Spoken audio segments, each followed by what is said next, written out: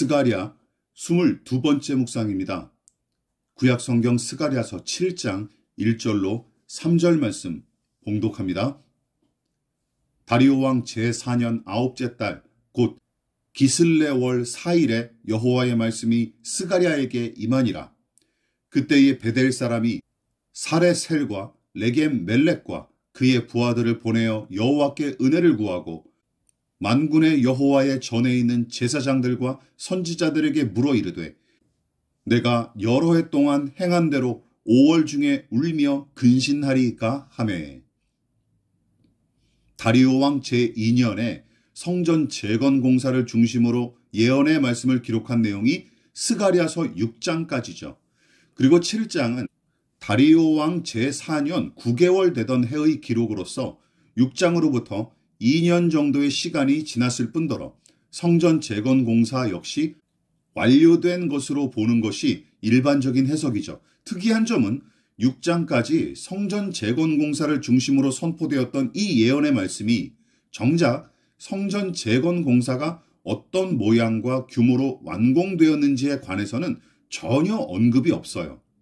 단지 2년 정도의 시간이 지났고 다시금 스가랴 선자에게 하나님의 말씀이 임했으며 또한 베델 사람들이 포로 해방 이후부터 지켜온 5월의 금식 관습을 계속 이어갈지에 관한 문제로 종교 지도자들을 찾아간 에피소드가 중요한 초점으로 등장할 뿐입니다. 다시 한번 말하지만 2년 동안 성전 재건 공사가 어떤 방식으로 이루어졌고 또한 어떤 과정을 통해 완공되었는지에 관해서는 일체의 언급이 없어요. 스가랴서를 착실하게 읽은 독자들한테는 매우 불친절한 전개가 아닐 수 없습니다. 6장까지 내내 성전 재건 공사에 관한 내용으로 일관하다가 7장에 들어서자마자 급 커브를 틀며 엉뚱한 길로 들어서는 것 같기 때문이죠. 그러나 본문의 내용은 갑작스럽게 튀어나온 게 절대 아닙니다. 내내 지적했다시피 학개서와 스가랴서의 기록 목적은 성전 재건 공사의 완료가 아닙니다. 성전 재건 공사를 둘러싼 모든 에피소드와 예언의 말씀은 궁극적으로 남유다인들의 영적 회복과 그 목적을 이루시기 위한 하나님의 일하심을 향합니다. 그러니까 학개서와 스가랴서는 성전이라는 건물 하나 짓겠다고 호들갑 떠는 내용이 아니에요. 성전 재건 공사는 이 백성의 영적 상태를 측정하고 표시하는 일종의 표지이자 도구에 불과합니다.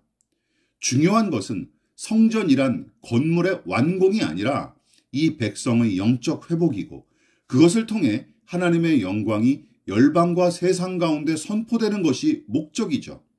스가랴서의 7장의 이 당혹스러운 전개는 바로 여기서 비롯된 것입니다. 더 과격하게 표현하자면 다음과 같습니다. 하나님께서는 눈에 보이는 건축물, 심지어 그것이 당신께 제사하는 성전일지라도 그 건축물 따위가 세워지고 파괴되는 일에 별로 관심이 없으세요. 출애굽 시절 광야를 헤맬 때부터 다윗 시대까지는 천막, 즉 성막에서 백성과 만나셨던 하나님이십니다. 모세와 여호수아, 사무엘과 다윗은 천막 안에서도 하나님과 충만히 교제했고 아무런 부족함을 느끼지 못했습니다. 그러나 아이러니하게도 가장 웅장하고 화려했던 솔로몬 성전은 봉헌된 이후로부터 하나님을 제대로 예배하기는커녕 우상 숭배와 습관적 신앙을 부추기는 처소로 오남용되기 일쑤였죠. 그래서 하나님은 재건 공사의 이력 따위에 연연하지 않으셨고 신앙의 본질적인 문제에 관한 이야기로 다시금 스가랴에게 계시하십니다.